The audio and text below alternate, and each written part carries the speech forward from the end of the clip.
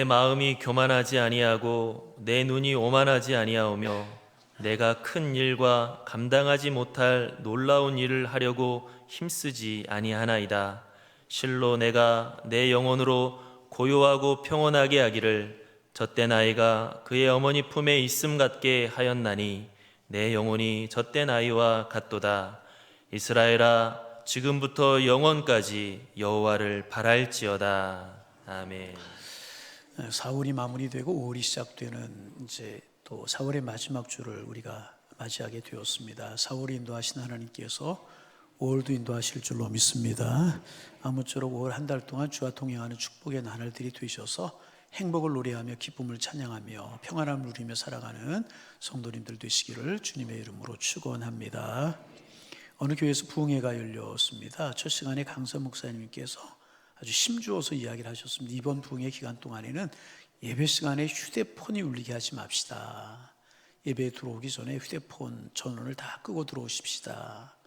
이렇게 힘주어서 말씀을 이제 하고 계시는데 그 순간에 어디선가 요란하게 휴대폰 벨소리가 이제 울렸고 사람들이 긴장을 했어요. 알고 보니까 강사 목사님 양복 안주머니에 있는 헤번트밴에서 이제 휴대폰에서 소리가 나게 된 것입니다. 오늘 일부에도 요 얘기를 하는데 딱 일부 예배 시간에 휴대폰이 한 번 울렸고 조금 지난 다음에 2부 예배 시간이 조금 지난 다음에 2번 울렸어요. 이제 3부 예배는 한번 보겠습니다. 휴대폰이 울리나 안 울리나 보겠는데 여러분 이제 예배 시간에는 하나님 앞에 집중하는 시간입니다. 그래서 하나님이 보내시는 메시지만 우리의 영혼의 휴대폰에 도착하게 하는 시간입니다. 그래서 우리가 조금 더 집중하자 이제 그런 이야기인데요. 이제 휴대폰이 울릴까 염려하지 않고 마음 편하게 예배드리는 가장 확실한 방법이 있어요. 예배 시간에 휴대폰을 꺼두는 거예요. 그런데 이제 휴대폰을 끄면 혹시 올지 모를 중요한 연락 때문에 마음이 쓰이는 분이 있을 수도 있습니다. 이제 제가 드리는 말씀이 무엇이냐? 하나님께 예배드리는 이 시간만큼은 세상과 연결된 것들을 잠시 멈추고 하나님과 단독으로 마주하는 영적인 골방이 되게 하자 하는 것입니다. 만약에 휴대폰을 꺼두는 것이 정 불안하시다면 예배 시작 전에 딱 한 가지 하는 것입니다. 휴대폰을요 비행기 모드로 전환하는 거예요. 아멘을 한 사람도 안 해. 비행기가 이륙을 할 때 전파 방해로 항로를 방해, 전파 때문에 항로를 방해하지 않게 하기 위해서 비행기 모드로 전하듯이 우리 영혼이 하나님 앞에 비행하는, 하나님께로 비행하는 예배 시간만큼 세상의 전파가, 세상에 일어나는 것들이 우리의 영혼의 항로를 방해하지 않게 하자 하는 것이. 아멘. 왜 아멘을 안 하? 아멘. 저는 주일날 휴대폰을 가방에 두든지 목양실에 두고 내려옵니다. 제가 그렇게 하는 것은 예배 시간에 휴대폰이 울릴까봐 걱정하기 때문에 아니에요. 더 중요한 이유가 있어요. 주일날만이라도 휴대폰으로부터 좀 자유하자. 자유를 좀 누리고 싶은. 주일날이 되면 또 보고 싶지 않은 것이 또 하나가 있어요. 휴대폰 보지 않고 싶을 뿐만 아니라 또 하나 보고 싶지 않은 것이 있어요. 시계입니다. 물론 저 주일날 시계를 이렇게 오늘도 이렇게 차고 주일날 시계를 찹니다. 주일날 저는 시계를 보지 않으면 안 되는 이유가 있어요. 왜냐하면 제가 평일날은 4시에 일어나는데 주일날은 4시 30분에 일어납니다. 5시에 새벽 기도회, 8시에 1부 예배, 9시 50분에 2부 예배, 11시 30분에 3부 예배 마치고 나면 새가족 만나고 1시에 점심 식사, 1시 30분에 복음과 구약 성경 공부, 3시에 오후 예배. 오늘 같은 날은 끝나고 나면 4시 30분에 네팔 선교팀 만나 6시 반까지. 그 중간에 또 이사 예배 하나 다녀와야 되고 6시 30분에 교육자 만나야 되고 또 내일 월요일 새벽에 나눌 말씀을 준비하고 그러다 보면 9시가 넘게 됩니다. 이게 제 일과, 오늘 제 일과거든요. 이렇게 시간마다 해야 될 일이 있기 때문에 시계가 없으면 좀 불편하고 어려움이 있어요. 그래서 주일날 그렇게 지내다가 집에 들어가다 보면 주일날 저녁에 많이 피곤할 때도 있습니다. 그러나 여러분 저는요 주일이 가장 행복합니다. 몸 피곤하지만 마음은 행복합니다. 왜 그런지 아세요? 첫째는 여러분 만나는 게 좋고 저 짝사랑 하는 겁니까? 왜 화면을 크게 안 하시는 거예요? 여러분 만나는 것이 너무너무 좋아요. 그리고 두 번째는 뭐냐 하면 주일날 하나님이 주시는 평안과 행복과 기쁨이 있기 때문에 하나님이 주시는 기쁨이 있기 때문에 예배를 통해서 하나님이 주시는 기쁨이 있기 때문에 그래서 몸은 시계를 보면서 분주해서 피곤하지만 마음은 시계 대신에 하나님을 보았기 때문에 주일날은요 그 어떤 날보다 행복하고 좋고 아름다워요. 그래서 주일날은 가급적 휴대폰을 안 보려고 그러고 시계를 안 보려고. 그런데 하나님 앞에 시계를 보지 않겠다라고 하는 이 생각은 저만의 생각이 아닌 것 같아요. 기독교 영성 작가인 케빈 밀러라고 하는 분이 계시는데 이분이 이제 영성의 식탁이라고 하는 책을 쓰셨어요. 그 책에서 이렇게 이야기를 했어요. 하나님의 임재를 누리기 위해서는 시계를 보지 말아야 된다. 하나님의 임재를 누리고 느끼기 위해서는 시계를 보지 말아야 된다. 그런 이야기를 이제 하셔서 이게 무슨 뜻이겠습니까? 정말 시계 보지 말고 살아라 그런 뜻이겠습니까? 아니죠. 하나님 앞에서는 바쁜 것 잠시 줬고 하나님 앞에 집중할 필요가 있다. 그럴 때 하나님의 임재가 느껴지고 하나님의 소리가 들려지고 하나님의 뜻을 알게 된다는 그런 이야기가 아니겠습니까? 그래서 적어도 저는 개인적인 일을 위해서는요 주일에는 시계를 보지 않고 핸드폰을 보지 않으려고 합니다. 주님 앞에 마음을 쏟아부어 예배드리려고 하는 제 마음이 나뉘어지지 않게 하기 위해서 뿐만 아니라 하나님 앞에서 푸근한 마음으로 하루를 지내고 싶어서 가장 위대하신 여호와라고 하는 이름을 가진 하나님 아버지를 깊이 묵상하고 그 품 안에 지내는 한날이 되고 싶어서 주일날 핸드폰, 시계를 보지 않고 끄고 싶은 마음이. 주일날 저 전화해도 전화 안 받으시면은요, 안 받으면 그래서 안 받나 보다 좀. 저만이 아니라 저는요 우리 모두가 그런 주일이 되기를 원합니다. 그런 주일이 되기를 원합니다. 하나님 앞에 정말 마음이 나뉘지 않고 쏟아부어 예배하며 쏟아부어 정성을 다하는 그런 날이 되기를 소망해요. 여러분 찻집에서 차를 마시는 사람들이 있어요. 두 종류로 나눌 수 있습니다. 한 사람은 바쁘게 차 한 잔을 시켜놓고 어디론가 계속 전화를 하고 계속 핸드폰을 두드리고 시계를 들여다봅니다. 그러다 누가 오면 정신없이 이야기를 하다 훌쩍 나가버리는 사람이 있어요. 핸드폰 두드리고 전화하고 시계를 들여 훌쩍 나가버리는. 또 한 종류의 사람이 있어요. 차 한 잔을 시켜놓고 창가에 이제 앉아 있습니다. 근데 이분은 차를 마시려고 시킨 게 아니라 함께 있으려고 시킨 것입니다. 잠시 찻잔을 보다가 창밖을 보고 그리고 잠시 찻잔을 다시 들여다봅니다. 평소에는 급하게 차를 마시느라고 찻잔의 모양이 어떻게 생겼는지, 색깔이 어떻게 생겼는지, 무늬가 어떻게 생겼는지 자세히 볼 여유가 없었는데 그날은 찻잔의 모양과 색깔과 무늬가 눈에 들어옵니다. 예쁘다, 아름답다. 차가 이미 식었지만 급할 게 아무것도 없어요. 그렇게 오래도록 앉아 있노라니 주인이 와서 차가 식었는데 따뜻한 차 한 잔 더 드릴까요? 라고 묻습니다. 그래서 다시 따뜻한 차를 한 잔 앞에 놓고 아무 일도 없는 사람처럼 갈 곳도 없는 사람처럼 바쁜 일도 없는 사람처럼 앉아 있습니다. 한없이 평화롭고 한없이 자유스럽습니다. 그 순간 그분에게는 시계가 필요 없어요. 시간이 아무리 흘러도 상관이 없어요. 생각은 나래를 달고 시간과 공고를 초라해 날아다니고 모난 감정들은 둥근 조약들처럼 다듬어지게 되는 거예요. 살아있음에 감사하게 평소에 생각나지 않았던 일들이 머릿속에 떠오르는 거예요. 잊고 살았던 사랑스러운 모습들이 생각나 웃음 짓기도 하고 그런 시간을 보내요. 그런가 하면 잘못했던 일들, 심하게 되었던 사람들의 모습이 생각이 납니다.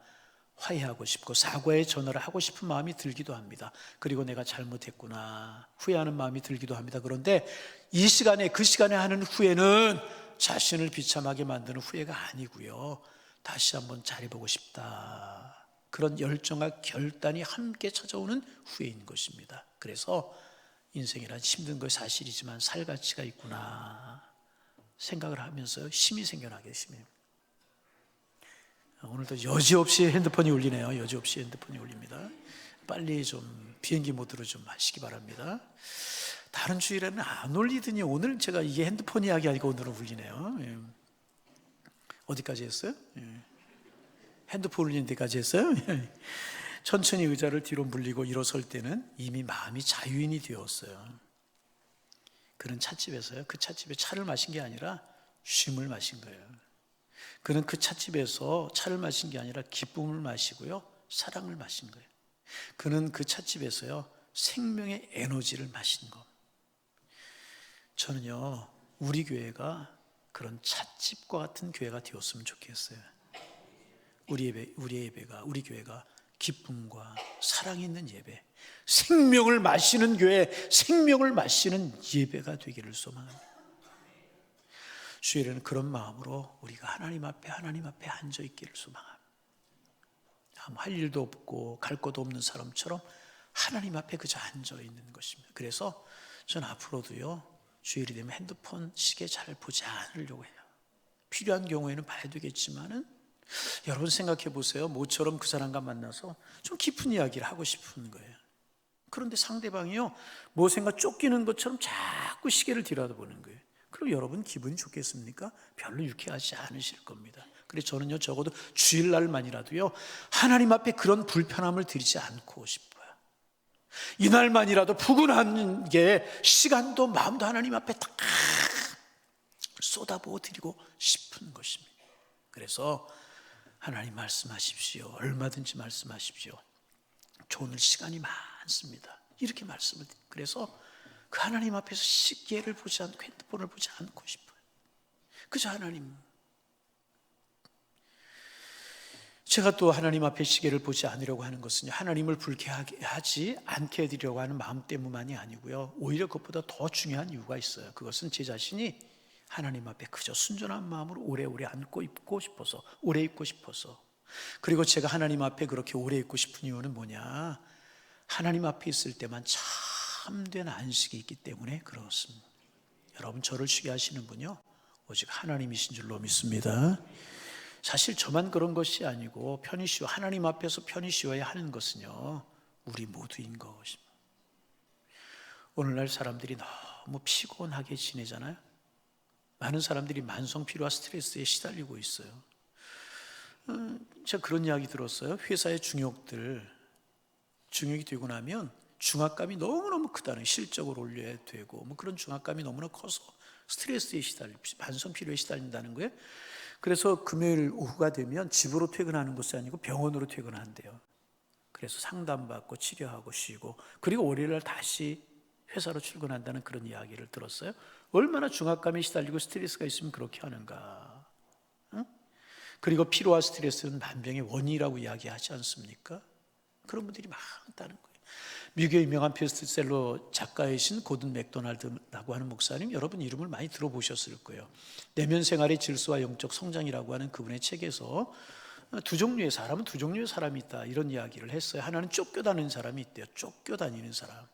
다른 하나는 부름받은 사람이라는 것입니다. 쫓겨다니는 사람은 일에 밀려서 인생을 종처럼 살아간답니다. 그러나 부름받은 사람은요, 소명의식을 가지고 살아간다.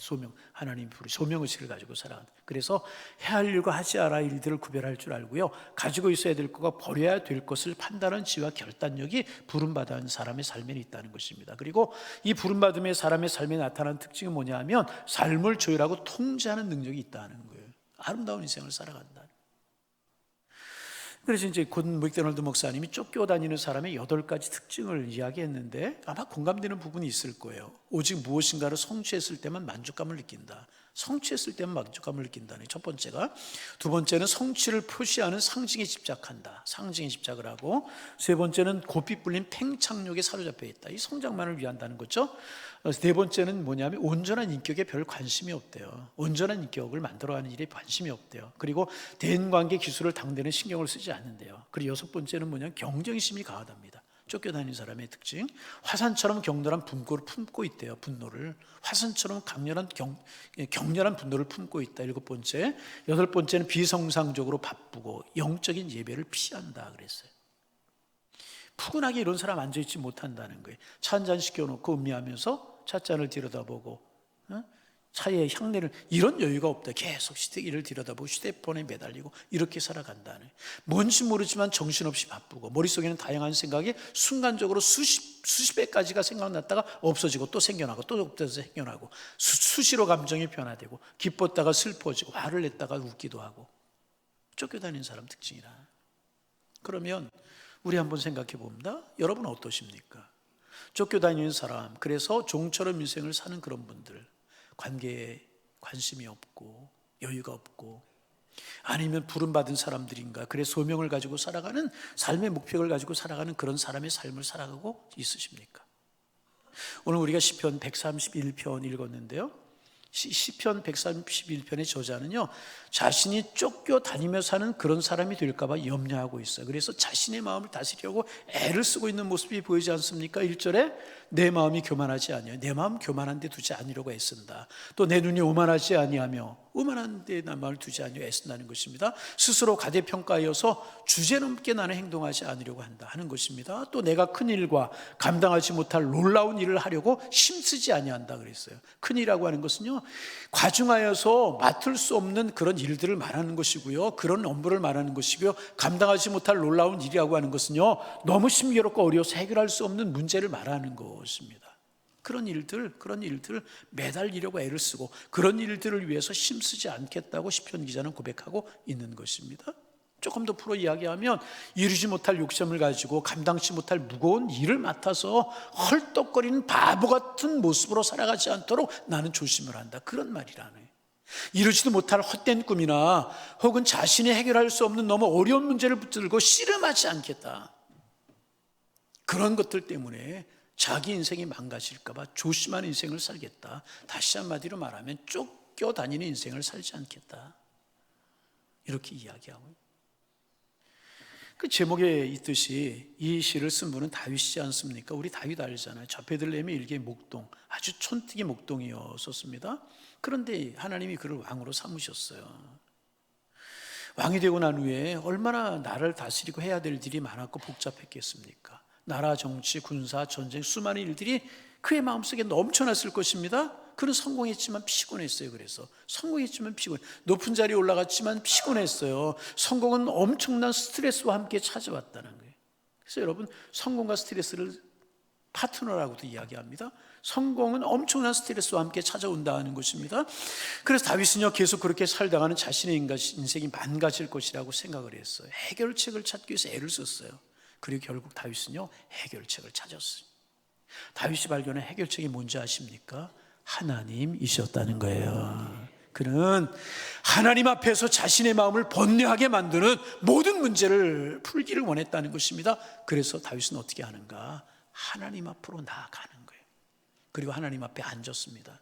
그리고 하나님 앞에 있는 시간만은 쫓기지 않으려고 힘을 썼어요. 많은 나라의 일들, 복잡한 일들이 그를 기다리고 있었지만은 그 무엇에도 하나님 앞에 있는 시간만큼은요, 방해를 받고 싶지 않았다는 것입니다. 다시 말하면 그는 시계를 보고 핸드폰을 보지 않으려고 했다. 한없이 평안한 마음으로 하나님을 바라보려고 애를 쓰고 또 애를 썼다. 연약한 인간으로 이루지 못할 욕망을 가슴에 품고요, 안달하면서 쫓기듯이 살지 않기로 했다는 것입니다. 하나님 앞에서까지 그런 일을 분주하는 것은요, 잘못이라고 하는 사실을 다윗은 깨닫게 된 것입니다. 하나의 예를 들어봅니다. 이런 겁니다.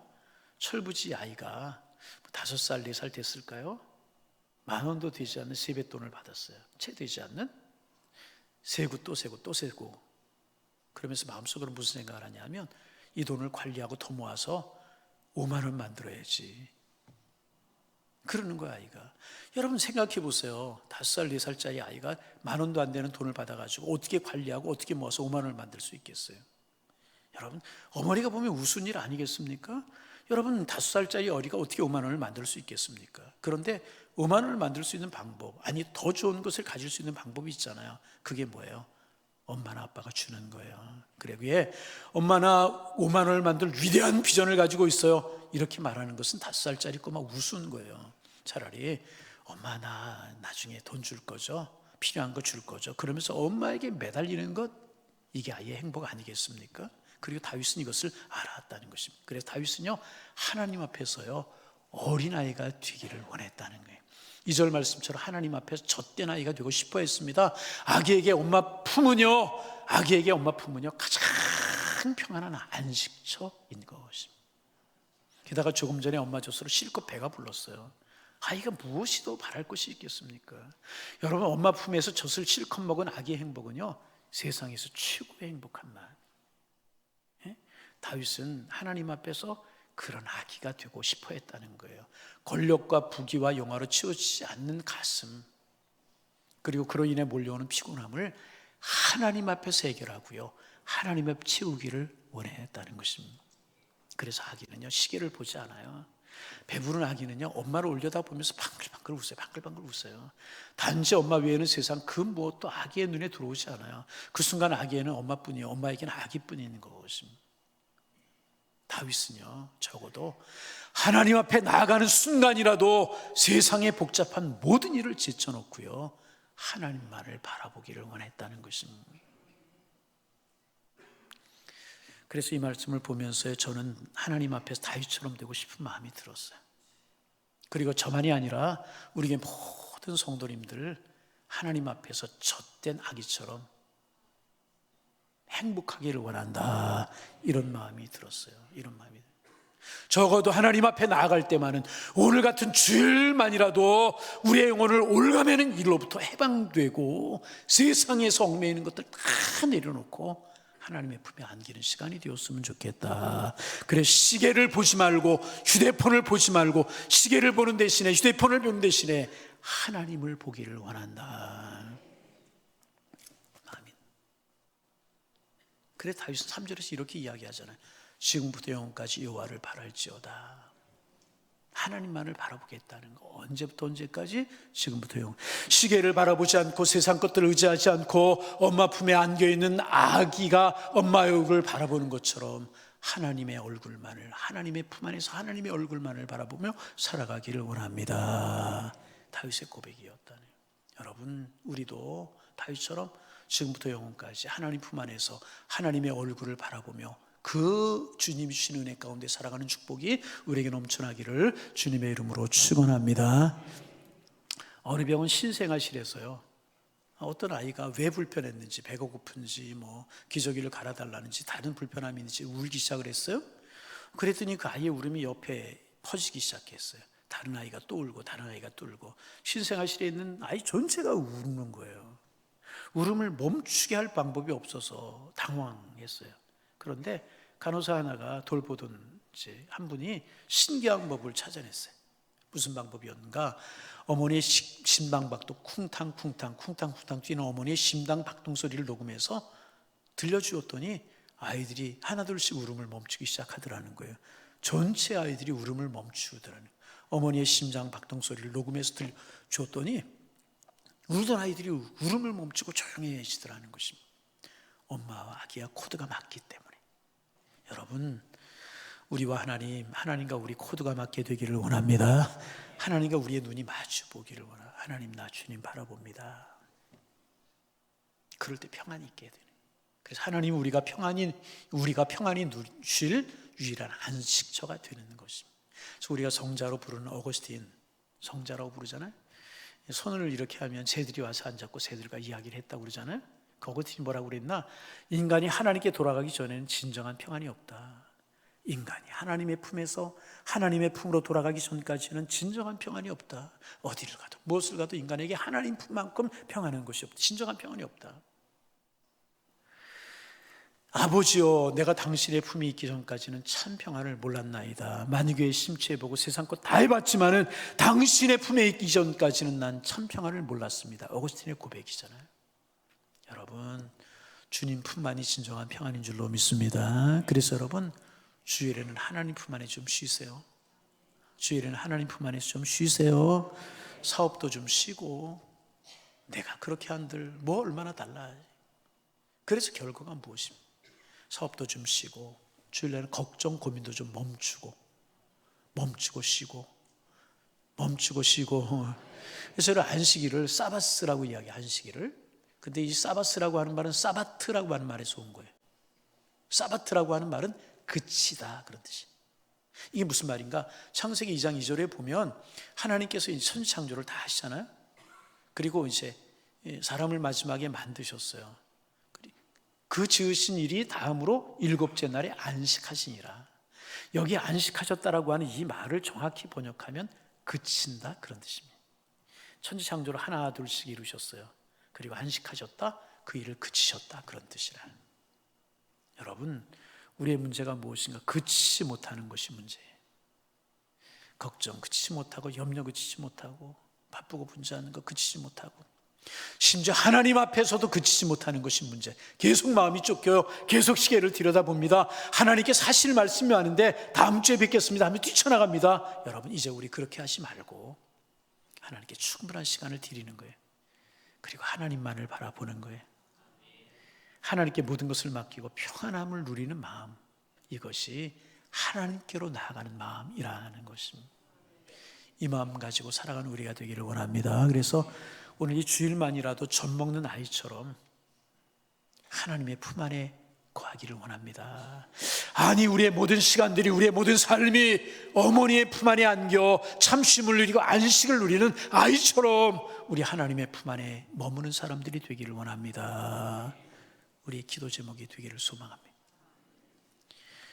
몸은 시계를 바라보며 살지만 마음은 하나님을 바라보고 영은 하나님을 바라보며 살아가는 것입니다. 눈은 시계를 바라보지만 영혼의 눈은 만군의 여호와 하나님을 바라보며 살아가는 것입니다. 그렇게 주일을 지내고, 그렇게 우리의 삶을 살고, 그렇게 한 달을 살고 1년을 살아가는 것입니다. 그래서 그렇게 살아가는 우리에게 하나님께서 참쉼과 안식을 주실 것입니다. 하나님 주시는 참다운 쉼과 안식을 누리며 살아가는 우리 양일의 가족들이 다 되실 수 있기를 주님의 이름으로 축원합니다. 축원합니다. 하나님 아버지, 세상이 요란하고 시끄럽고 그 속에서 우리가 살다 보면 참 안식과 진정한 평안을 누리며 살아가지 못할 때가 참 많이 있는데, 다른 곳을 찾지 않고 다른 곳으로 달려가지 않고 하나님 앞으로 나오고 하나님의 품을 사모할 수 있는 저희들 되게 주님 인도하여 주옵소서. 주일만이라도 젖을 먹는 아이처럼 하나님의 품 안에 그저 머무는 사람들 되게 하시고, 아니, 우리의 모든 삶, 모든 시간들 하나님의 품 안에 머무는 그런 삶을 살고 사모할 수 있는 저희들 되게 하시며, 몸은 시계를 바라보고 살지만 마음은 하나님을 보며 살게 하셔서 하나님의 참된 안식과 쉼을 누리며 살아가는 하나님의 백성들 다 되게 하여 주옵소서. 예수님의 이름으로 기도하옵나이다. 아멘.